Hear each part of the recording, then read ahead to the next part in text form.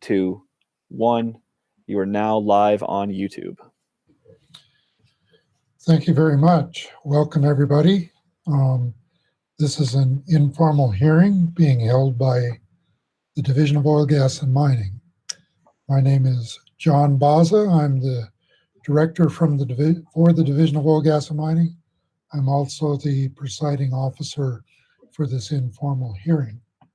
Assisting me today will be legal counsel from the Attorney General's office. This would be Haley Sousa, who is an assistant AG.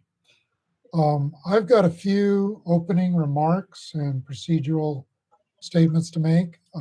I'll be asking shortly for the parties to introduce themselves, but hopefully as I get through these opening remarks, you'll get an understanding of the nature of this hearing and how we'll proceed. So on December 12th of this last year, 2019, the Division of Oil, Gas, and Mining tentatively approved Kilgore Companies LLC's application for an amended notice of intention to commence large mining operations. Excuse me, I'm going to pause for just a second.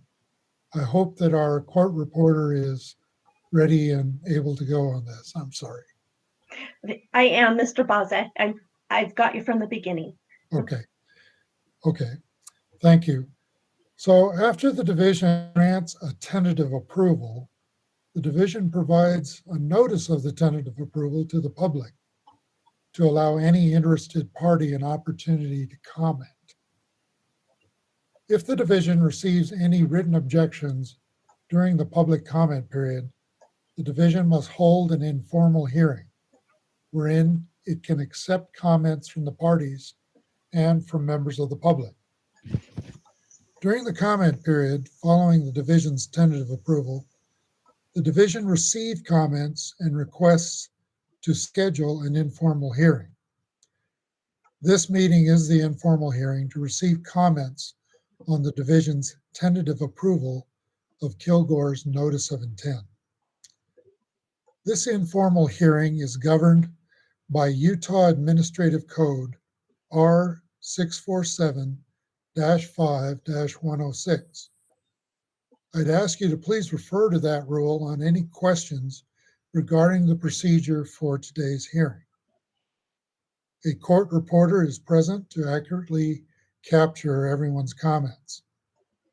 I'll ask that only one person speak at a time and that you properly identify yourself for the record when it's your turn to speak. Please speak clearly and slowly. Particularly during this electronic hearing, it may be necessary for the court reporter to interrupt if she cannot hear your comments. Please follow any directions given by the court reporter so that she may accurately capture your comments. I would also ask for those of you who aren't speaking or participating at any particular time that you would mute your microphone so we don't capture a lot of outside noise.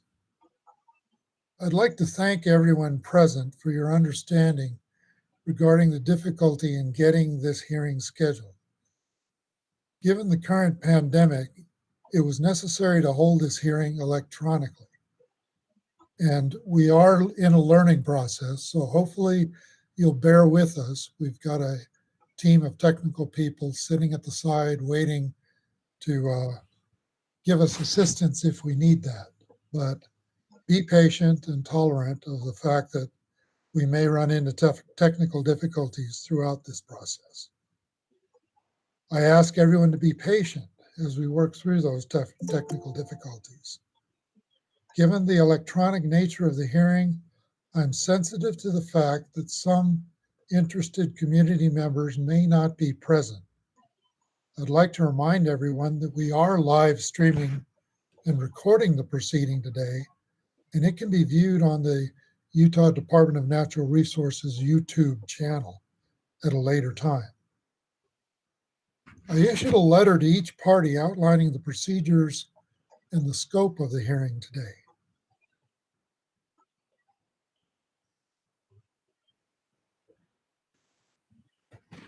excuse me. To briefly outline that letter, it described the procedural practices that will govern today's hearing. The parties present are the division and its attorney, the South Utah County Community Voice, and Kilgore companies. Each party will have 20 minutes to comment on the division's tentative approval. The division will speak first, followed by Community Voice, and finally Kilgore. To ensure an efficient hearing, no cross-examination will be allowed. However, following each party's presentation, each party will also have a 5-minute rebuttal period to make final points or to respond to other comments. After this informal hearing concludes, the division will allow for an additional period of public comment. This will close at 5 p.m., 1 week from today. You may submit comment either in paper or electronic format by email. If filing a comment in paper form, please send it to Ms. Dana Dean's attention at the Division of Oil, Gas, and Mining at 1594 West North Temple, Suite 1210, Salt Lake City, Utah, 84116. If you would like to submit electronically, the link may be found both in the procedures letter that I issued or on the division's website. And it is a public comment website that is receiving that information. So that everyone captures this information, I'll reiterate it at the end of today's, with the same statement at the conclusion of the hearing.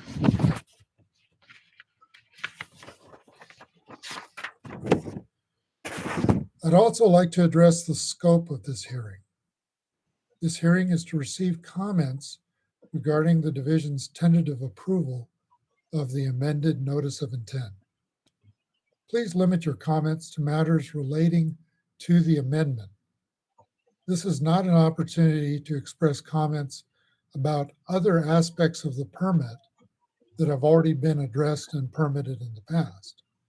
This is an opportunity to draw attention to any issues the division may have missed during their current review of the amended application, as within the scope of the pertinent statutes and rules.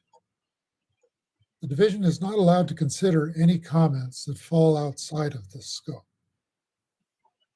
Finally, I'd like everyone to know that the meeting should conclude promptly at 3 o'clock. So recognize the time in making your comments and the amount of time that we have to provide those comments. Before we begin, I'd like the representatives of each of the parties that I mentioned to identify themselves for the record. This would include representatives of the division first, and then South Utah County Community Voice, and then the Kilgore companies. So please proceed with that introduction. Gordon Rowe, Assistant Attorney General representing the Division of Oil, Gas, and Mining. And with me, I have Ms. April Abate, Ms. Dana Dean, and Paul Baker to present the bulk of the testimony. Okay, Community Voice.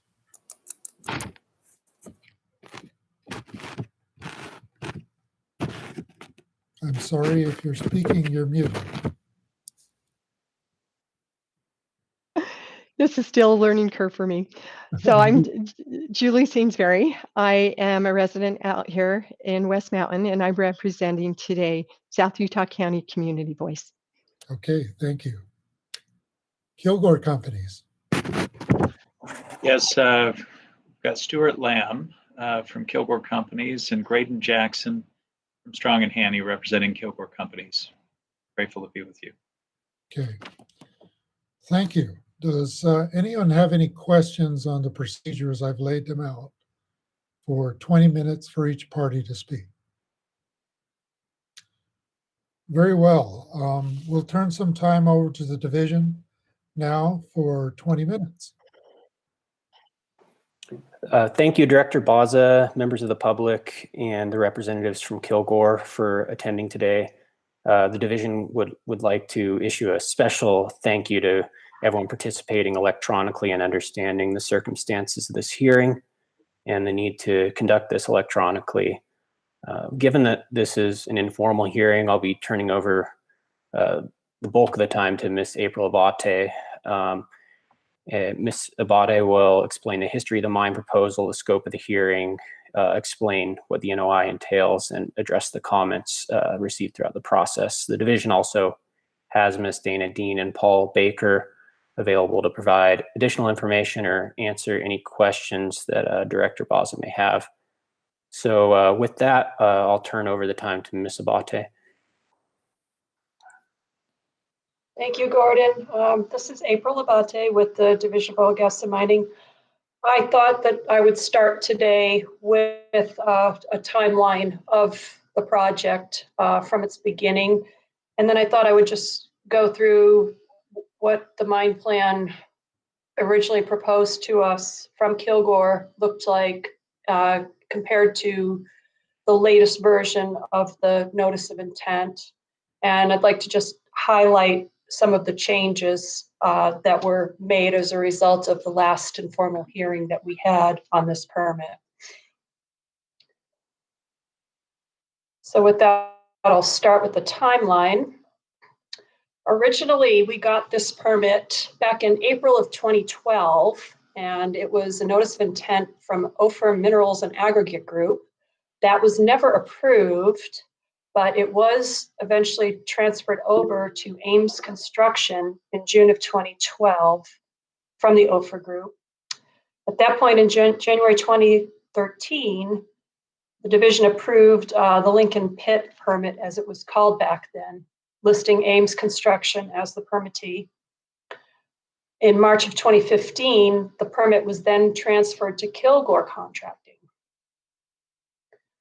March of 2016, the NOI was submitted to the division from Kilgore to expand operations from the existing disturbance area, which is on private land, to area on the north, which crosses over into BLM land. In August of 2017, the application was tentatively approved by the division to expand the mine from 44 acres to 97 acres. In November of 2017, we conducted an informal hearing as a result of protests that we received on the approval of the expansion to the NOI. In January of 2018, we produced an instructional memo prepared by division staff recommending voluntary actions from the operator to mitigate the impacts to the community. In February of 2018, the division director issued a remanded order to assess the new information regarding cultural resources that were discovered on BLM land. Again, in February 2018, the BLM then requested that Kilgore complete a Class 3 cultural resources inventory for the proposed expansion area. July of 2018, Kilgore then resubmitted a new NOI application after the required cultural resource survey was completed. And this NOI presented a modified mine plan avoiding an identified cultural resource area, as well as some modifications to the proposed mining and reclamation plan. In December of 2019, the division tentatively approved that NOI application. And now in June of 2020, we're here to have a second informal hearing for the latest version of this NOI application as a result of some protests that we got for our tentative approval back in December. Okay, and now I'm going to try to share my screen, so just bear with me a second. I want to show a map of what was originally proposed in Kilgore's first NOI application, and I want to compare it to what was proposed in the latest. Can everybody see this?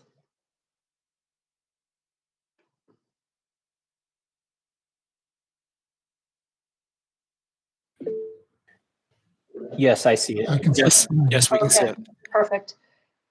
Okay, so this was the original proposed expansion application. You can see this is the existing footprint. This is all on the private if you follow my cursor. And then this area from here to the north is the BLM expansion area. It was proposed in phases, phase A, B, C, and D.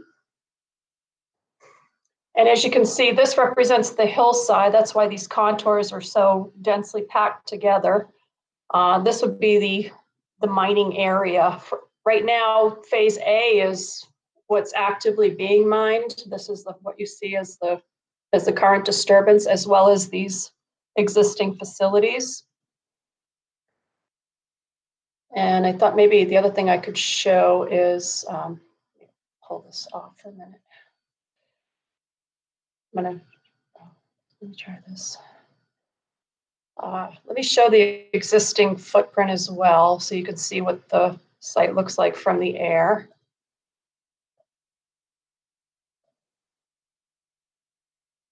Okay, you should have this on your screen now. This is the current footprint.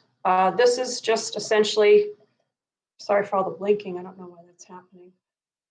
This is the footprint of the mine in the private area. This will be all the proposed BLM expansion area. And now I'm going to show what the latest proposed mine plan is. So you can see how it was modified. And can somebody confirm that they can see this? Yes, I can see it. Okay. All right. So if you remember on the first map, this whole area was proposed, and now we've essentially cut off this portion of the ridge, which was in that phase C area, due to the discovery of some cultural resources. So those cultural resources now will be avoided, and they will be burned off as per a commitment in the new notice of application. So And this is April, what just we have right now. Yes. Quick clarifying question. Are you, the archaeological sites are depicted in the hatched portion of the map, is that correct? Correct. That's what was identified as the cultural sensitive area. Okay, thank you. What is being proposed right now is that Kilgore is going to mine in phases. Phase A, again, is the current disturbance. The phase B area, they'll jump over to B in the northern portion on the BLM land. And the only other difference here is that this hatch mark represents the Bonneville shoreline. BLM is granting permission for them to mine above that. So they are mining a little bit more material up in this area here. The other difference is that the mine phases are a little bit different than the previous plan. They are planning to mine A, B, and C concurrently. And then once A and B are completely mined out, they will begin some concurrent reclamation, but not until that time. And then phase C for mining, this whole area now is phase C, which includes their facilities. That little portion of phase C will really be only what is left to mine, but at that point they will be reclaiming A and B. So as I mentioned, the mine phases will expand the mine from 44 acres to 97 acres. I should mention that currently what is the actual disturbed footprint out of the 44 acres is 31 acres. So they haven't even maxed out their full disturbance as of yet. Phase A will represent 22.5 acres. So we can see that here. Phase B, 32.3, And phase C is 39, but that includes the surface facilities. A couple of other things I wanted to highlight about what's in the mine plan. The commitments that were listed as voluntary in that instructional memo that we prepared in January of 2018 as a result of the hearing.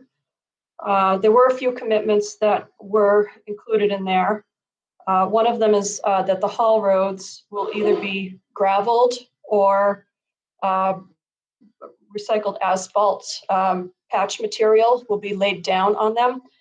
As a lot of you know, haul roads do generate quite a bit of dust, and that's been one of the major concerns here with the community.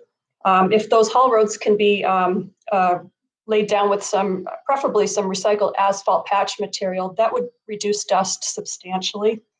So that commitment is in there. The other commitment is the high wall. Originally, those high walls were going to be reclaimed at a 1-to-1, which is basically a 45-degree slope, which very often is difficult to revegetate. This new plan will require that the commitment to reclaim the high walls be set back at a 1.5-to-1. So it's a little less steep. There's a better chance for vegetation to grow on those slopes. And one of the other commitments is for their stormwater retention pond, which is going to go in this east half of phase B. If you could see my cursor, there'll be a pretty large stormwater retention pond there. We're going to have the company clay line that so that there will be some barrier between any stormwater that is caught in the retention pond, just to prevent any potential constituents of concern from infiltrating into the ground. And we don't feel that groundwater is an issue here. We've determined that the alluvial aquifer that's in the valley below, where most of the farmers and the people get their water, we have about 335 feet of vertical separation between where the mine is at its lowest point to that aquifer. And there's a bedrock layer there. So we've just determined that based on the review of the mine plan, that the groundwater isn't going to be a likely concern here. One of the other things that was discussed and mentioned in that report was possibly planting some trees along the perimeter, just to prevent any aesthetic component. And I know that I've discussed that with the company verbally, but there wasn't any commitment in the plan to that. So I don't know what the status of that is. That is probably something we can talk about. And then the last thing that I wanted to mention here was the bond. The bond is right now for the existing footprint is $268,000. With the new expansion proposal, that bond will go up to $932,000. So that basically concludes my presentation. If I don't know if I'm ready to take questions or if I hand it back at this point. Yeah, I think that's all I had as well. We'd be happy to take questions from Director Baza at this point, or we can wait until all the parties have presented to answer any questions. I just have one question that will clarify something for me. April, you indicated a line on your map regarding Bonneville shoreline. What significance does that have? Well, the BLM has some more stringent requirements. If you're going to mine on BLM land above the Bonneville shoreline, it is considered a viewshed issue. And I think that they would typically require additional viewshed studies for any permittee of theirs that want to mine above that. And as I understand it, that was worked out with Kilgore. Maybe Kilgore can speak to that a bit more, but that was authorized. I don't know if I had not seen any studies, but I do know there are a few more stringent requirements that BLM has when it comes to mining above the Bonneville. So something that applies more to the federal requirement then. Yes. Okay, thank you. April, I have a question. So when I was Sure. looking at the NOI, some of it was the revised version that had been recommended with redlined out in new wording, and I wasn't able to see the hard copy after revisions were given. So on the high wall, how it says it will be reclaimed to 1.5 to 1, there was an area where it said it may be 1 to 1, depending on what was mined, the material at that point. And that was kind of a redlined in addition. So is that in the NOI then? I'm just wondering what the status is. Like, will all of it be reclaimed to 1.5 to 1? Yes, as far as I'm aware, the high walls, I think just by nature of the material, would not even be able to sit at 1 to 1. Just the material is going to be dozer pushed off the side. And since it is loose sand and gravels, by nature, the angle of repose would even be probably even a less than 1 to 1.5 to 1. Okay. So I don't see any areas where the steepness would increase. Thank you. All right. If I could Mr. add Rowe? just, excuse me, I'm sorry. I wonder if I could just add one thing. I'm just looking at the NOI right now. It says, once the area is mined out, there may be a small area of high wall that would be left at 1 to 1, depending on the material mined. At reclamation, high walls will be pushed and graded to 1.5 to 1 slope. So just wanted to clarify that one thing. Thank you. Mr. Rowe? Julie, so that means that they can mine it at 1 to 1, but ultimately when it comes time to set it back and reclaim it, it would have to be at a 1.5 to 1. Okay, thank you. Mr. Rowe, do you have anything more? Oh, sorry about my dog barking there. No, that's all from the division. Yeah, that's part of the technical difficulties of doing these online conferences. We're all working from various locations, so it's okay. Can I ask a question, John? Yes, Haley, go ahead. April, you said the archaeological area would be burned off. I didn't know what that means. It means that they'll create some dirt barricades. So it's very clear that they can't be mining up on that part of the slope. And you mean an earthen berm, B-E-R-M, right? B-E-R-M. Okay. Mm-hmm.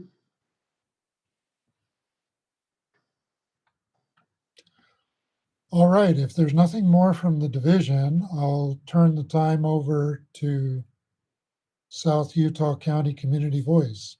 Ms. Sainsbury, that's, I believe, you, and if you have any other parties who want to share in your 20 minutes, please feel free to direct them so. Okay, I will be the sole presenter during this time, and I'm going to put up a PowerPoint.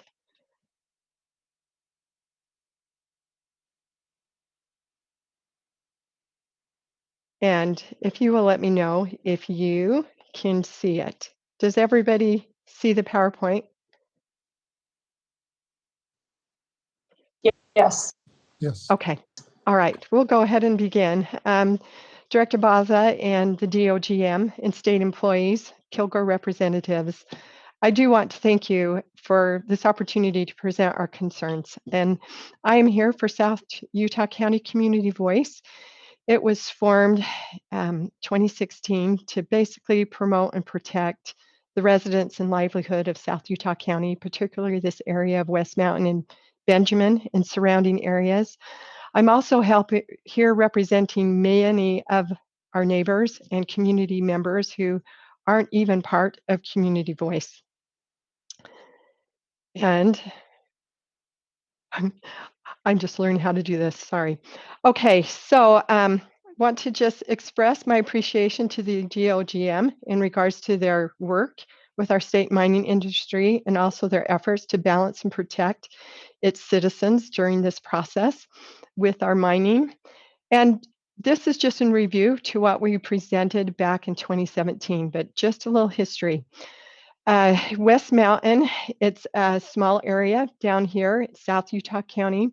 Currently on the mountain, we have 7 approved mining operations. 6 of those mining operations are on the east side, where most of the residents reside. On a 7-mile corridor from end to end, 6 of those pits open up along that 7-mile corridor. Over the past 100 years, as water came into the valley, our agriculture has expanded, our residential areas have expanded, and with all these mines, that just basically we have become saturated with mining activity, and it is negatively impacting our community. We went to the county commission, and in 2018, they changed the zoning from the mountain from mining and grazing. In 1942, when it was established, it was applicable, but it had since become outdated and a new zone needed to happen. And so it was changed to just grazing only. Some of our concerns that we have in regards to Kilgore and their expansion, the first one being petroglyphs. So we have the Antiquities Act, and we also have the Archaeological Resource Act. And I just bring these up because there's a little incident on the backside, the west side of West Mountain, where they are searching for people who have vandalized some petroglyphs so that they can pursue prosecution. We knowingly have petroglyphs in this mining area, and they need to be protected. The State Historic Agency, this was effective in May 12th of 2020.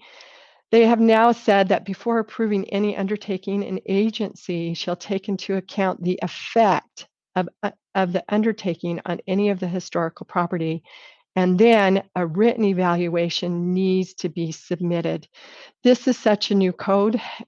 We just want to make sure that Kilgore is complying with it, that not only are they mitigating the avoidance of those petroglyphs, but they are also submitting the written effect of how they will be affected, and that they will also do research.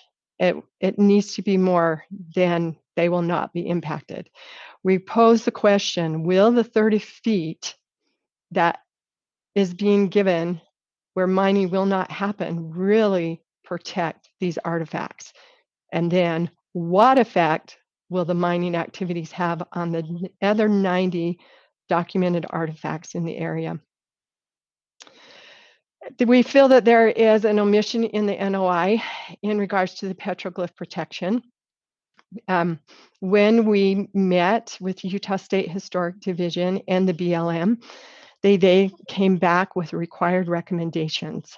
One of them was that Kilgore Contracting will notify the Salt Lake Field Office 30 days prior to beginning any new surface disturbing activities, and will have a BLM approved cultural resource monitor on site while such activities are occurring. We feel this requirement is so important that it actually needs to be in the NOI and not only in a private contract between Kilgore and the BLM. It needs to be something that is always remembered and that can always be followed and enforced. Other concerns that we have is reclamation.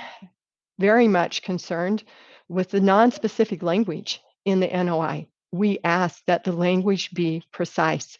Most of these examples are on page 11. They word concurrent reclamation will take place within 5 years. No acreage is specified. It could be 1/4 of an acre, and they could meet that requirement. They have total acres of disturbance will be kept at a minimum to conduct mining practices. Once again, no specified acreage. Out here as a community, we have no idea what that would be. And for that matter, because it's not specified, their minimum could be significantly different from what we are expecting. They say reclaiming these areas as mining is complete will keep the total acres of disturbance the same throughout the life of the mine. We want to know what that is. Be specific. And then, as was pointed out, they have this small section of high wall that will be left at a 1-to-1 slope for a while until it can then be reclaimed. And we just want to know more specifics. I understand they're looking at the material that will be mined, but it has got to be something more than what this vague wording is. We do appreciate Kilgore reclaiming to the 1.5 to 1 on their slope, but as a community, we ask that they even go one step further to a 2 height versus 1 vertical, that they can restore the mountain a little closer to what it was before the mining happened. Under our reclamation concerns, falls fugitive dust. The picture that you see was taken on May 31st, 2020, with a very slight breeze that day. You will see 4 pictures here, 2017, 2018, 2019, 2020. These type of pictures that we've taken, days with hardly any breeze. When we do have a breeze, significant more dust. So we pose the question and ask, having a dust mitigation plan and implementing a plan, they are 2 different matters. And is the dust mitigation plan being implemented? There's inadequate dust suppression currently on the Kilgore mine as they are running right now. When we met in 2017, we submitted the Maricopa County Air Quality Department research where they had computed and showed the number of water that is needed to adequately control dust.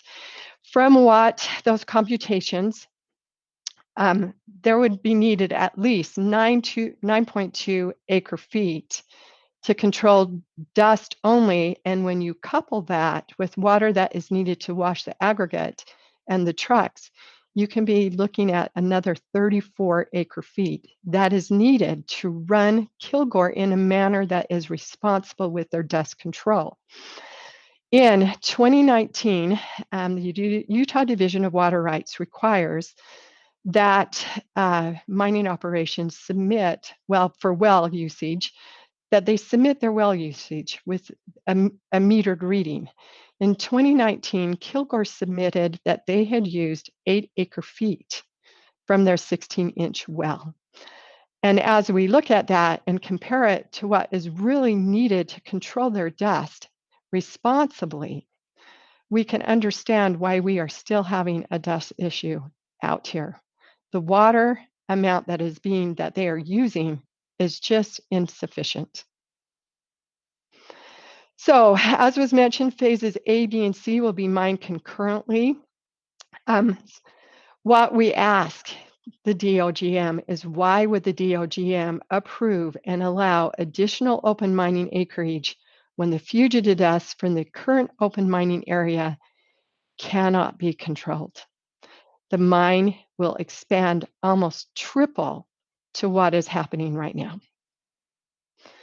Mining should only be allowed 1 phase at a time. A previous phase should be reclaimed completely before the next phase is mined.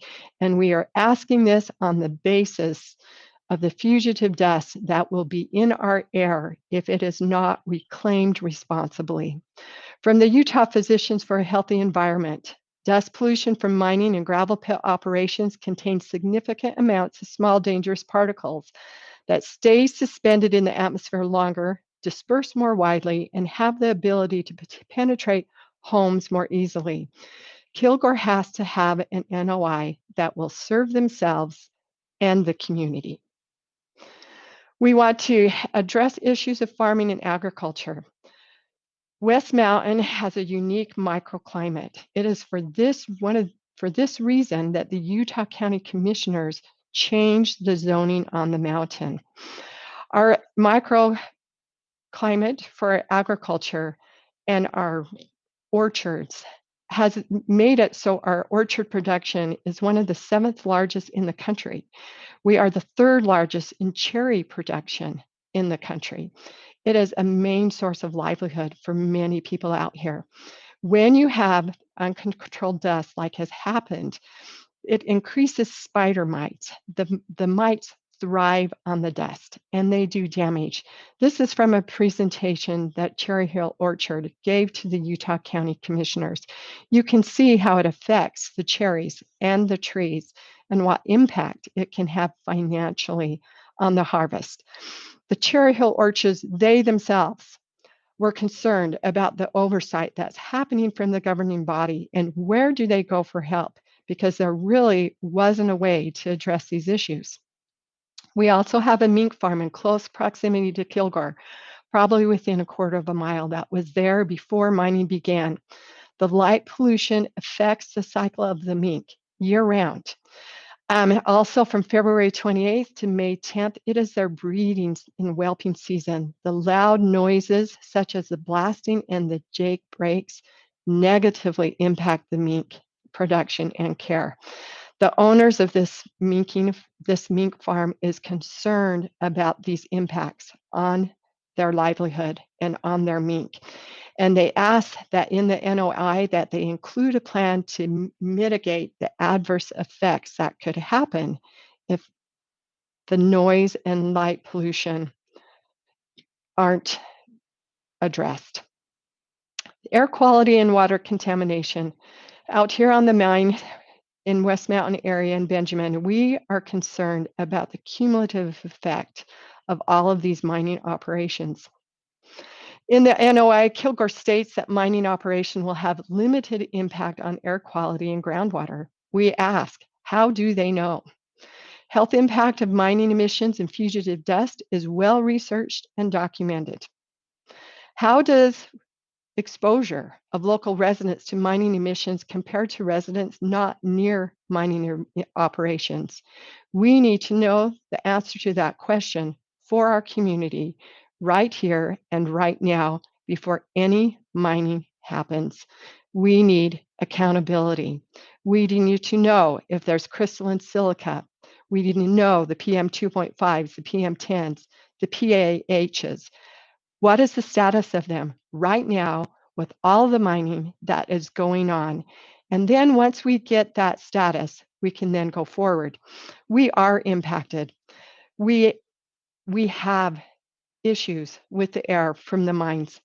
Also, just a note, currently right now, the air quality plan that's filed with the DAQ is for 12 acres of open mine. So if the expansion happens, this does need to be updated with accurate numbers for what the emissions will be. We had a resident in April of 2020 at 8600 South, 6200 West have their well tested. They had to test it 3 times, and all 3 times they had levels of arsenic in their wells that were not acceptable. They were too high. The maximum arsenic level allowed is 0.01. This well that they drilled down to about 275 feet cannot be certified without engineer designed water system. These property owners have another well that is already on their property that is certified that 20 years ago had acceptable arsenic levels. I want to just read from the Utah's Physicians for a Healthy Environment that the soil tested at the point of the mountain had higher than normal levels of heavy metals like arsenic, and it had 4 times the level of the typical amount of radioactive metal uranium. So we need to know what will happen to our wells. Kilgore has to establish a baseline, do the research, monitor the air, test the land and the water. Then you can factually show what impact on air and water quality the mining operation will have on the community. It is not sufficient to have in the NOI that it will have limited impact.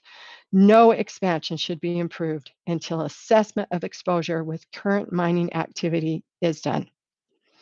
Other pertinent concerns that we have: road safety, truck volume, road infrastructure.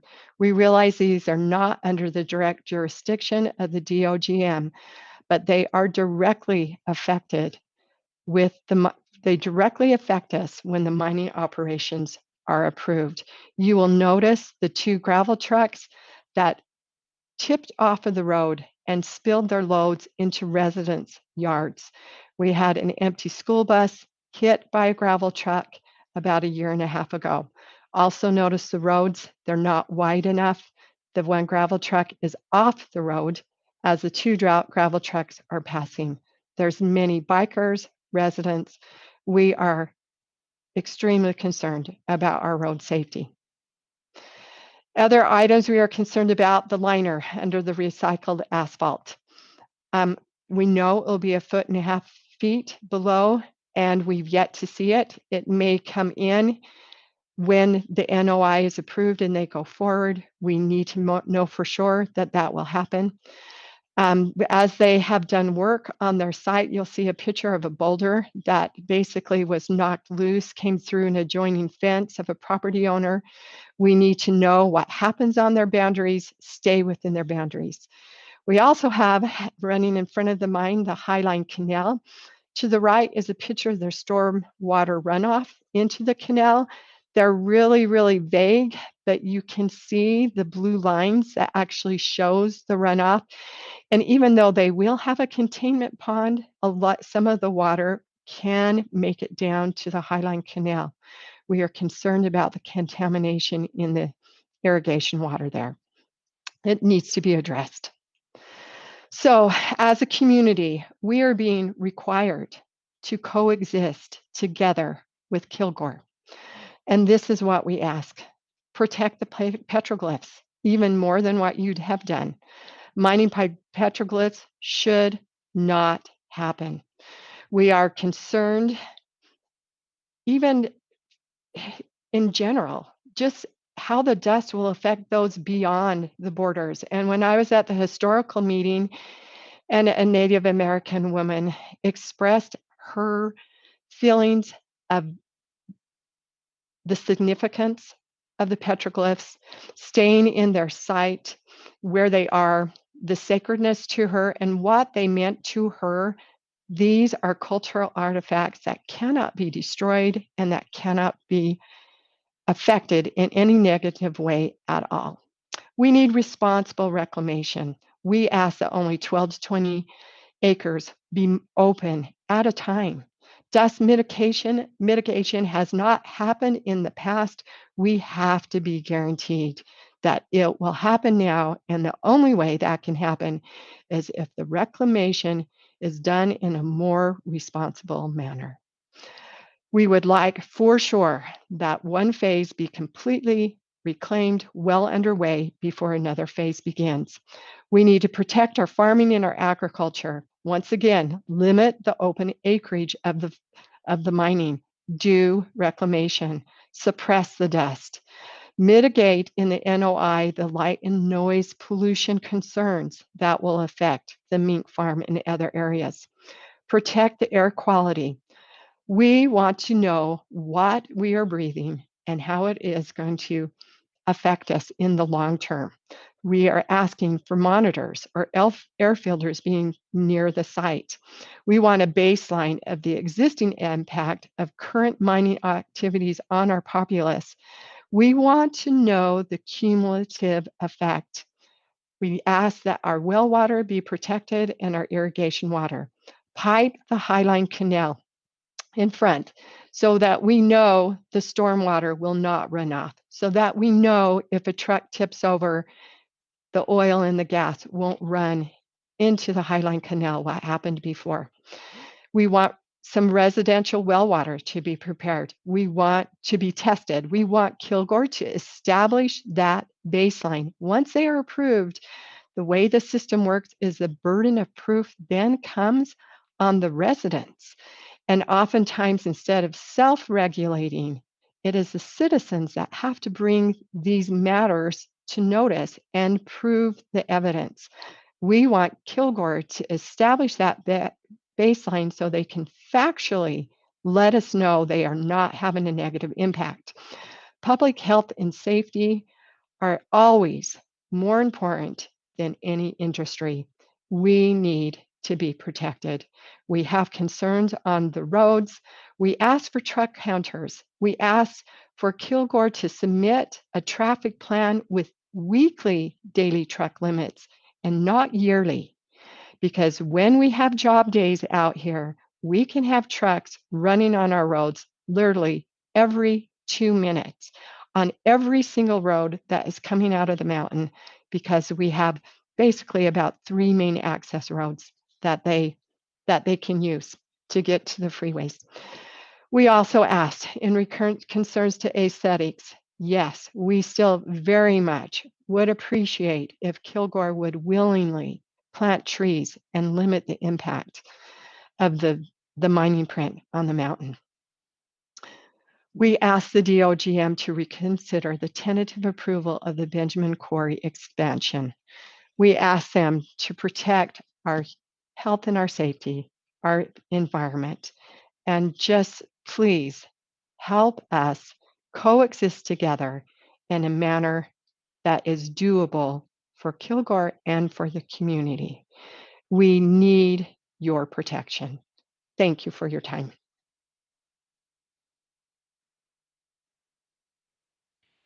Thank you, Ms. Sainsbury. I appreciate your presentation. It was 20 minutes well used. I do have a couple of questions for you. Yes. You mentioned that the zoning of the area changed in January of 2018.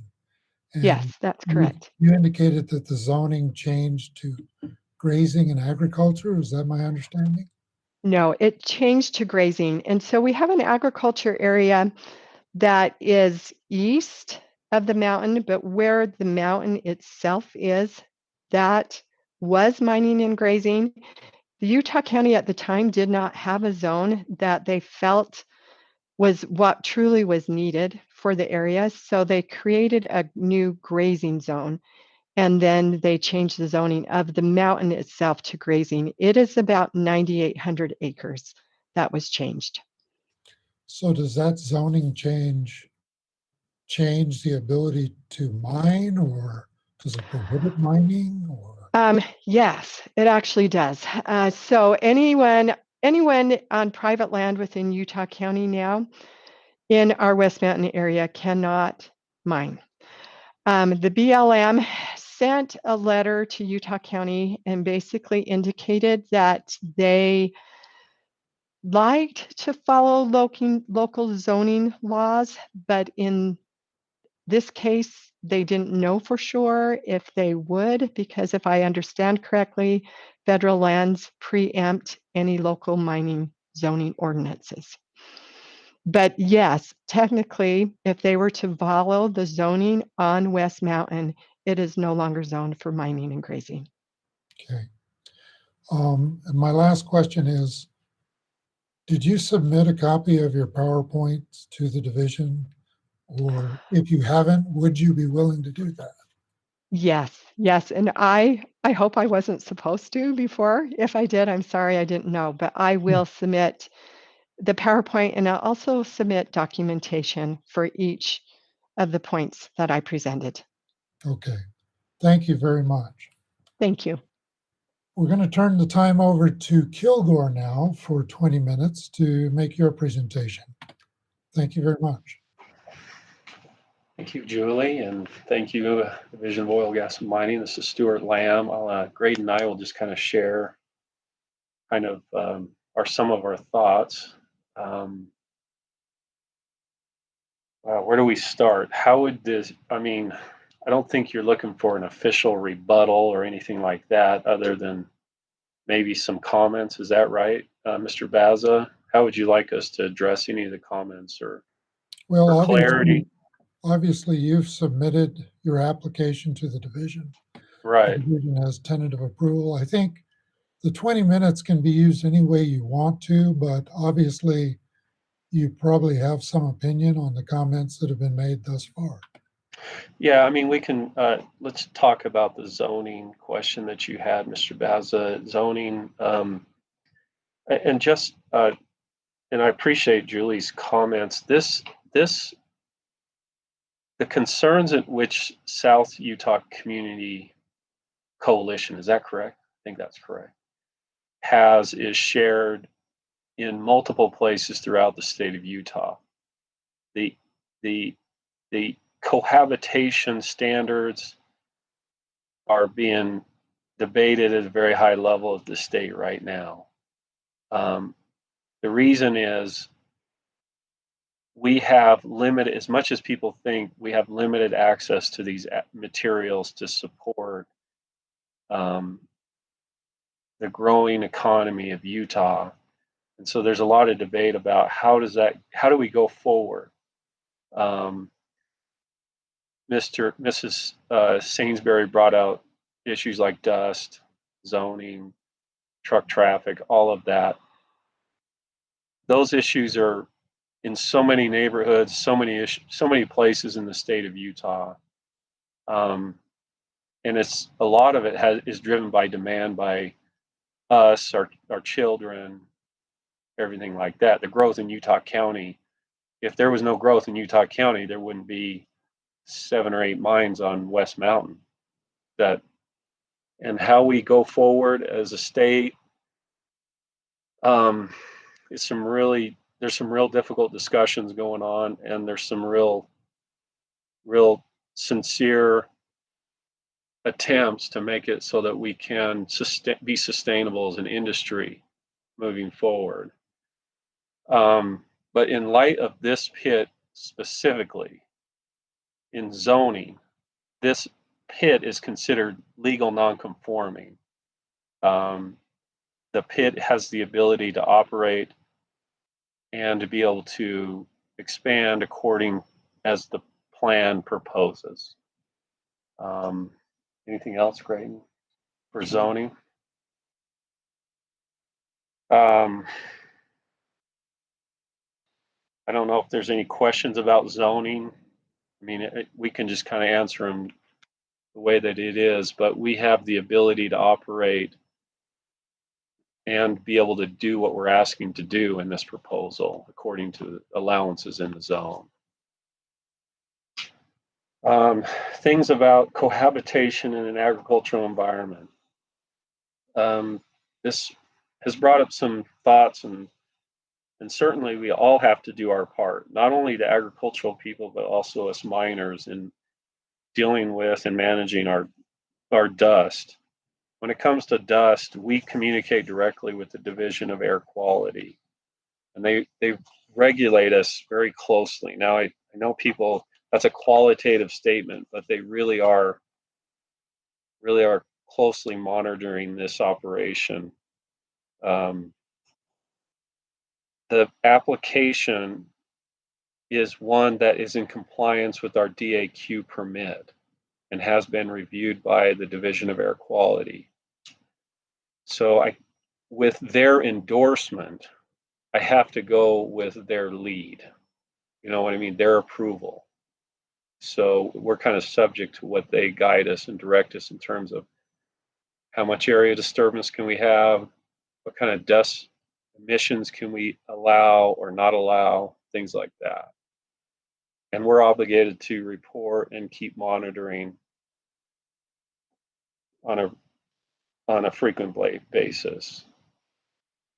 The mink farms and the other orchards, there's just things that, you know, that issue of cohabitation. We work directly with the mink farm. He lets us know when his mink are breeding, so we kind of work around that and blasting and lighting.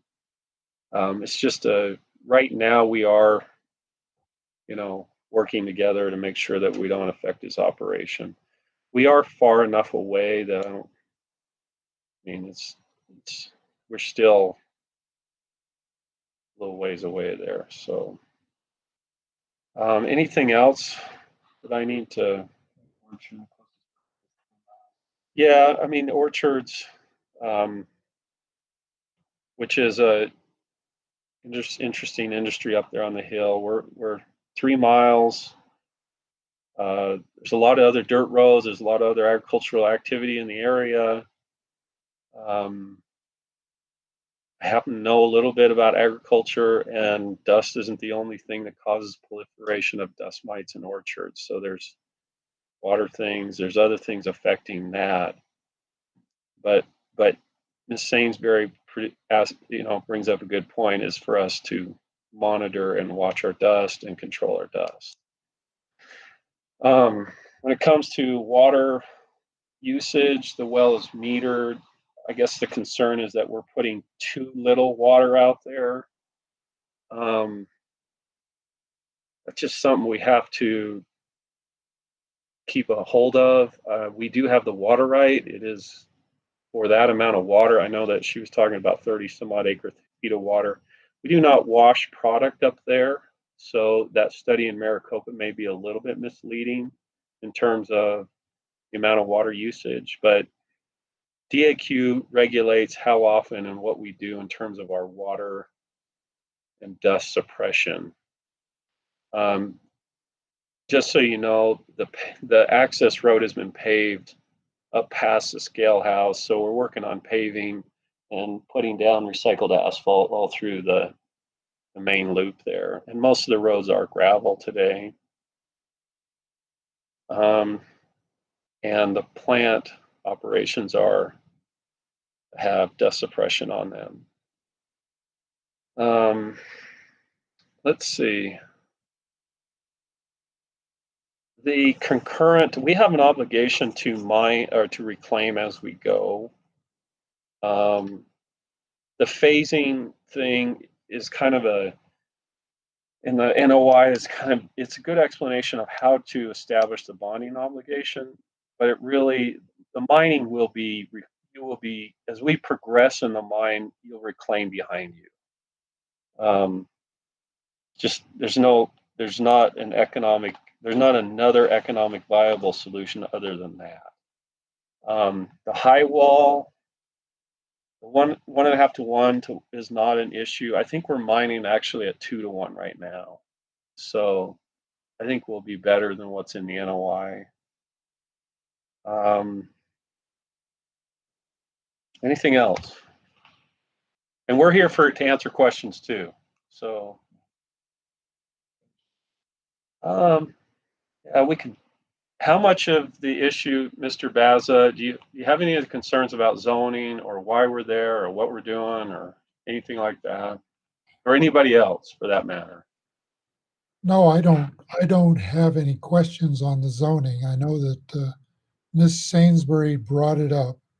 We certainly at the division, we're not the zoning police, so to speak, but yeah, I think it's a matter of knowing what the requirements are and whether Kilgore is abiding by those requirements.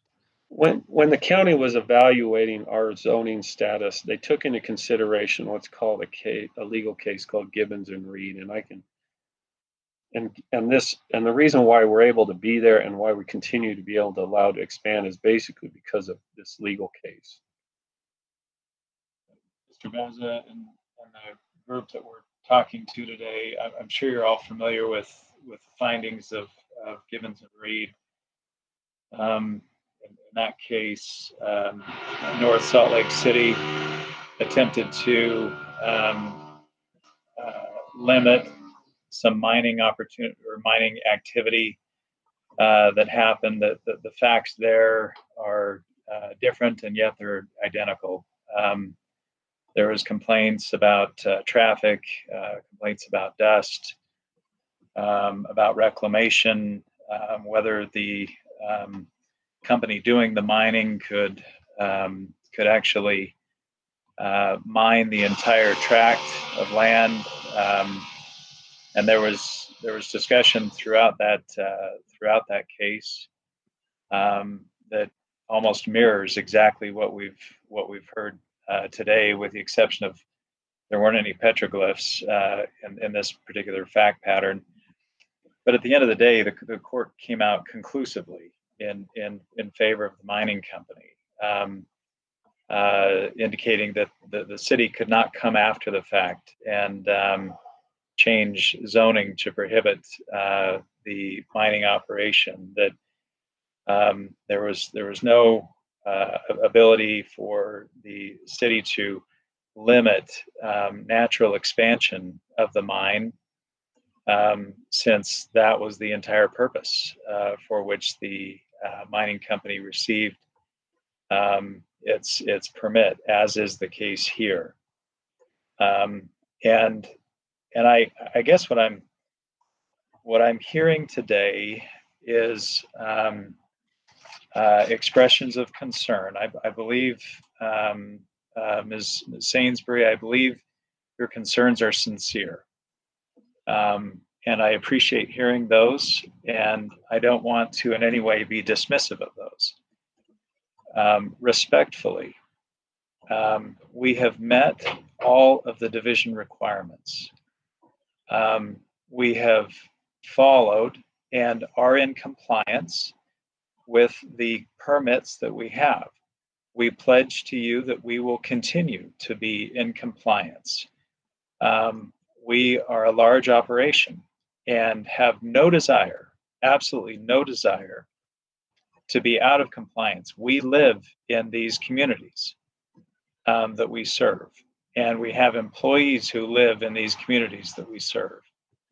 And so we will abide by the application and the representations that we have met. But if you follow the holding of Gibbons and Reed, that it is absolutely clear that we meet the requirements to be able to continue our mining operation. And respectfully, the approval that has been given was the right decision. And we respectfully ask that right decision be confirmed as an outcome of today's discussion. Thank you. I appreciate that. We are going to end the initial presentation part of this and go into the 5-minute comment and rebuttal portion. So, Mr. Rowe, do you want to go ahead and proceed for the division? Yes, sure. And I have some closing words for the division, but given that I'm not able to consult with my clients directly, I just would invite anyone from the division to chime in with any responses from what we've just heard. And if there's nothing from the division, then I can conclude briefly. You guys? I just have one question.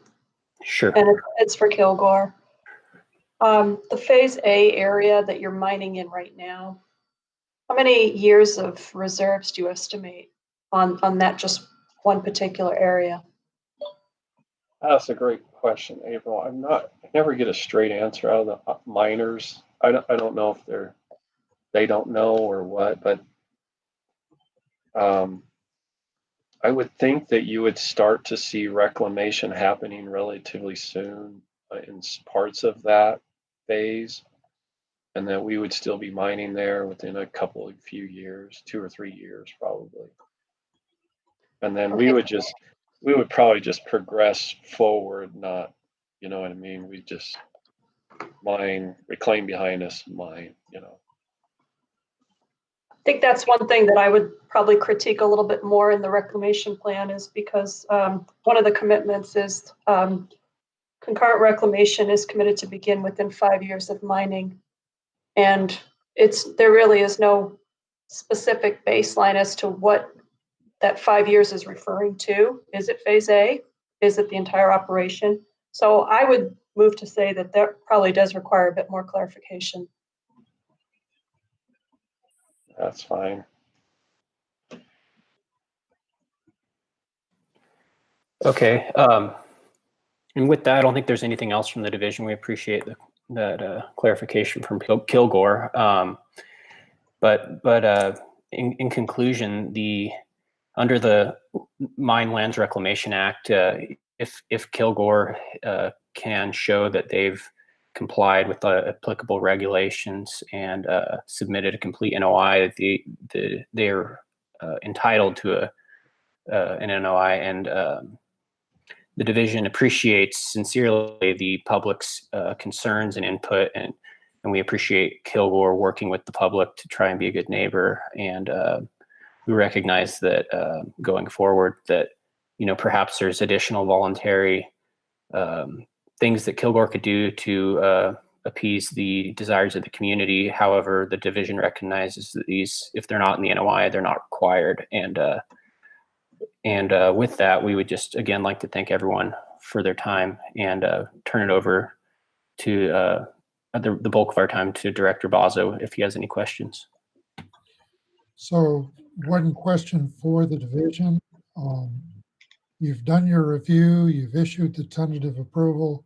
So I'm assuming based on what has transpired today, you're holding to the position that the NOI is ready to be affirmed and approved at this point. Is that correct? Go ahead, April, if you have anything to speak on that. I would at least like to be able to review the presentation that Ms. Sainsbury gave. And if that could be forwarded to us. Yeah, sorry, Director Bozzo, it's Dana Dean, Deputy Director. I think that, yes, we are saying that our tentative approval was correct, but I agree with April.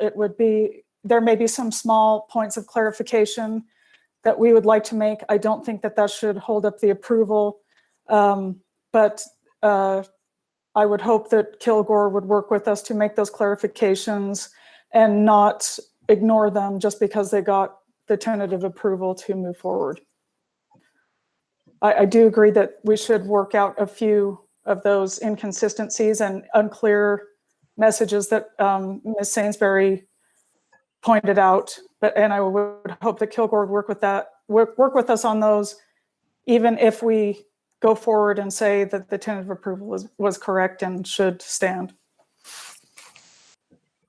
Thank you for that, Ms. Dean. I will make some comments when we finish the rebuttal portion, and I'll obviously want to consult with my legal counsel on next steps at this point, but I do recognize that we are holding the public comment period open for approximately 1 week, so there may be other items that come in that will need to be addressed. So thank you very much. All right, we're going to turn the time over now for 5 minutes back to the South Utah County Community Voice. Okay, thank you for this time to wrap up. As a community, we have lived with mining operations on the mountain for years. We've understood that growth comes and that gravel is needed to build our community infrastructure and for residences. We have tried to do our part, but now the cumulative effect of all the mining activity on West Mountain has overwhelmed us. We recognize the rights of individual property owners. We recognize that at one time, the mountain was zoned for mining and grazing. But what happens on one's property needs to stay within the boundaries of that property. Kilgore negatively impacts our community. Their dust spreads over the entire mountain. They impact it in other ways. Existing codes are difficult to enforce. Even though they are in place, and state employees work very hard to enforce them and make it happen, the bottom line is there is too much work to be done, and the codes are hard to enforce. We have evidence out here every day, almost, when the pits are running and the dust is in the air. In regards to the DAQ and their ability to Well, and Kilgore operating under the DAQ, we did meet with the DAQ, and their response was the total emissions in Utah County was at the allowable level. We are here specifically for our area. We want to know the impact on us. We need to know the impact. It is not responsible to approve this NOI without knowing what type of impact this mining operation will have on our community. We have to have an established baseline. Kilgore has to take the time and the research and do whatever tests they need so that they can tell us they are not impacting us. That burden of proof cannot be transferred to the community simply because Kilgore initially does not take that responsibility. We already have too many mines on the mountain. You have got to protect us. Gone are the days along the Wasatch Front where a mining operation can run and expand without thoughtful and responsible consideration. You have got to look at the conditions of the local area and protect the health and safety of the populace. We need accountability. We need responsibility. We need you and what you do. Kilgore has reached out to us a few times. They have asked us what they can do to be good neighbors. In the meeting of 2017, where the DOGM gave their list of recommendations, you mentioned a few of them that were done. There were over 20 recommendations on that list. All the rest of them have not been included in that NOI. So Kilgore, we say to you, extend that hand of neighborliness. We will accept it. Put into your NOI these things that we ask so that together we truly can coexist. We cannot have you in our community where you take all and we give all. You have got to do the things that are needing to be done. Those things that are outlined in your NOI, you can't wait until public complaints come in before they are addressed. You have got to do your job and you have got to do it well because the collateral damage is us. It's the people. It's our health. It's our safety. It's our livelihood. We are the collateral of the damage, and that is not acceptable. So please reevaluate the NOI, put in the NOI that will protect us as a community. We would rather not coexist, but we will be willing to coexist if these things are done. And the only way it can be done is if reclamation is done and the open mining area is on a smaller level. We've had 4 years of an open mine where the dust has not been adequately suppressed. Control it in the NOI. Make it happen. Thank you for your time. I appreciate it. Thank you, Ms. Sainsbury. I really appreciate your comments. Kilgore, we're going to turn the last 5 minutes over to you now. Well, thank you for this discussion today. I think each side has been able to say what they needed to say and what they intended to say. Let me offer this by way of parting comment. I've been a part of a number of these meetings. I've been a part of related meetings in different settings where similar concerns have been expressed. I want to say just a few things without being offensive, but just to be very clear.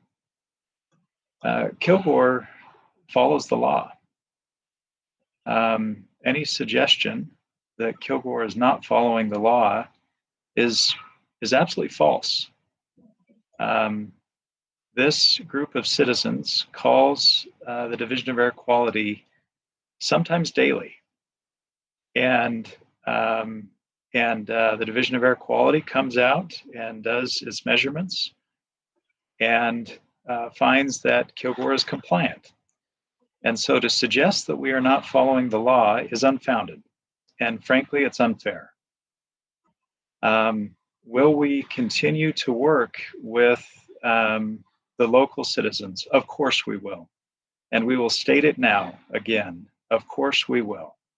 And we will do our part. Again, we live in this community, and this community is important to us. We are not simply an out-of-town outfit that is trying to raid the resources and move on. We have invested considerable resources, as we are legally allowed to do, to mine this property.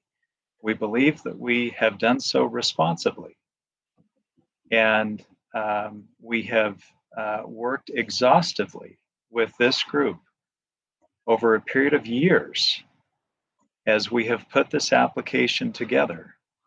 And we believe that we have done our part. And so we are here respectfully requesting what we are allowed for under the law. What I hear Ms. Sainsbury saying is that she doesn't like the law. Well, there's nothing we can do about that. We are following the law, and we have followed the law. And so we are here respectfully asking that this be approved. If there are minor modifications, we're open to those. We have been open to those, and we have been receptive to those requests in the past. And we will continue to be receptive to those requests in the future. But frankly, we're entitled to legally an approval. And so, Mr. Baza and other respected members of your staff and committee and your lawyers, we respectfully ask that this be approved. Thank you. Thank you. I appreciate that. We are at the end of the scheduled hearing presentations and the rebuttal period. I would like to just take 5 minutes to consult with my counsel, and then I'll make a concluding statement for this hearing portion. So I'm going to go offline for a period of time, and I'll be back in about 5 minutes.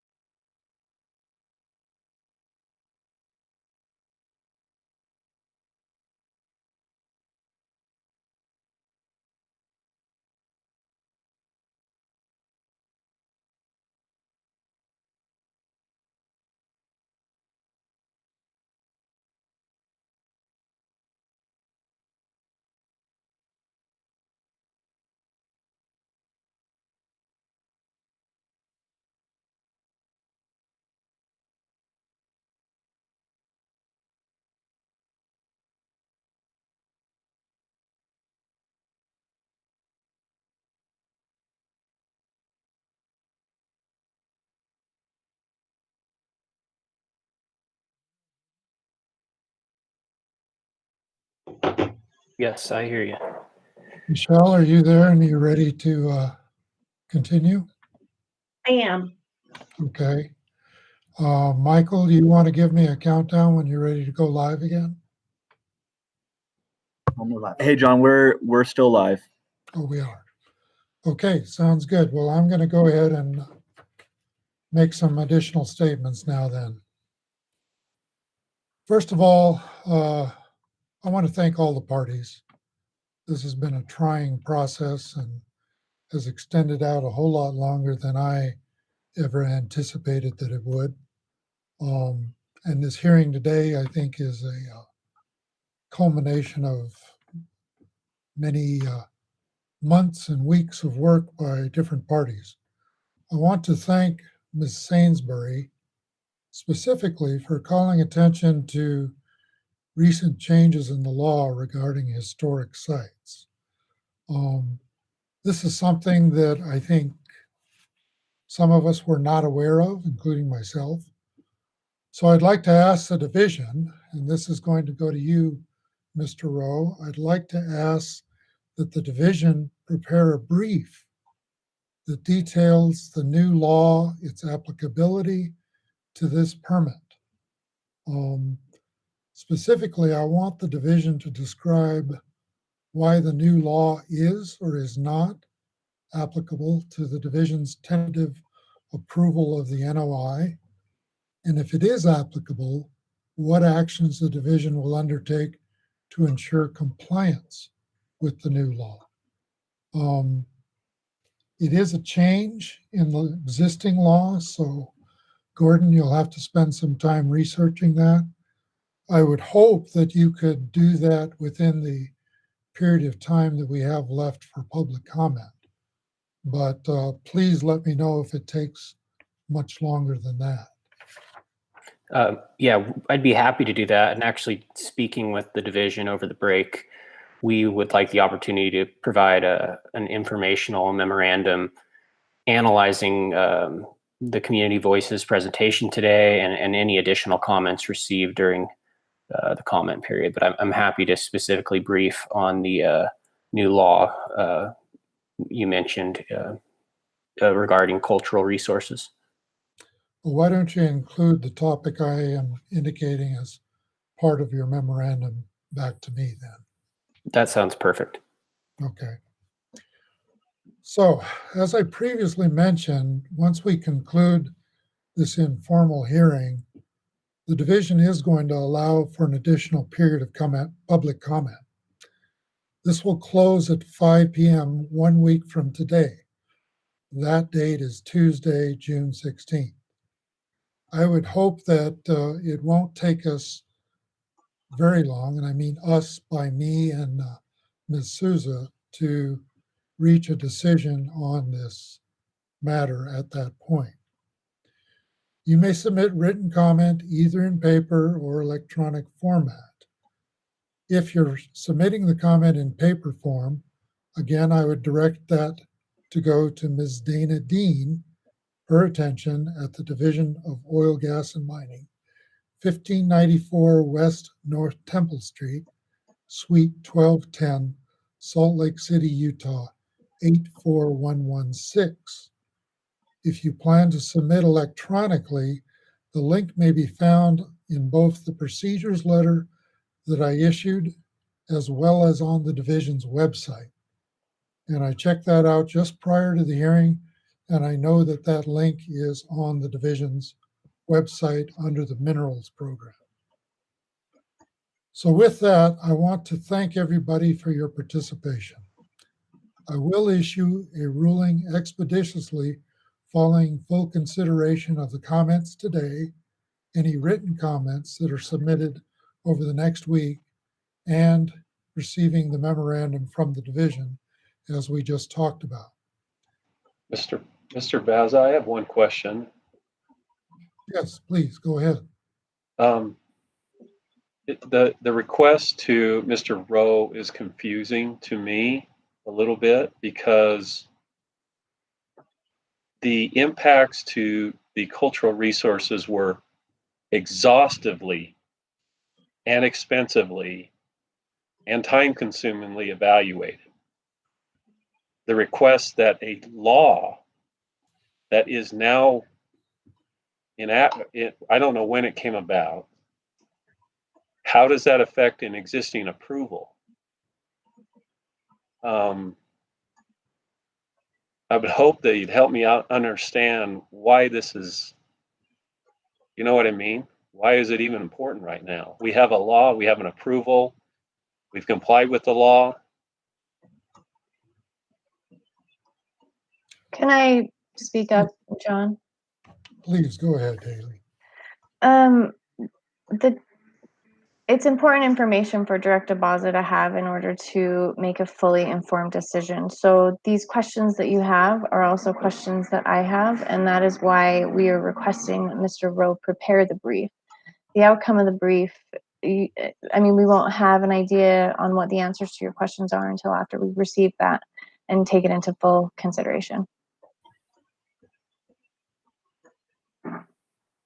I know that didn't answer your question, and my apologies for that, but the answer really is that we don't know yet, and so that's why we need the brief. I think Haley too, we agreed that that brief could be shared amongst all the parties. Is that correct? Yes, that will be public information that everyone can see and review. Why wasn't that brought up before this meeting, though? Why didn't we know? To be 100% honest, I didn't know. I mean, this is something that Ms. Sainsbury brought up, and so this went through it. I pulled it up and it went through during the last legislative session, and so it just came into effect on 5/12. It's only been in effect for less than a month, and it wasn't on our radar. So nobody's reached out to SHPO to see how this is affected or how our approval. That is true that nobody has done that, and we may find that it's not necessary. We may find that the tentative approval of this NOI is not even within the scope of this law, that it is not even applicable, and that no correspondence with the SHPO is even necessary. But unless and until we have that briefing, we can't make a full, informed, accurate decision on whether or not that's required. I assume this group has the SHPO approval, and everybody's aware of that. I don't think I understand your question. So as part of our obligation to evaluate cultural resources on the mountain, both BLM and SHPO were fully informed of what's on the mountain, what's there, what to do. A plan was put in place, a determination was made, recommendations, you're talking time, public hearings, the whole, you can see why at this point in the game, it's,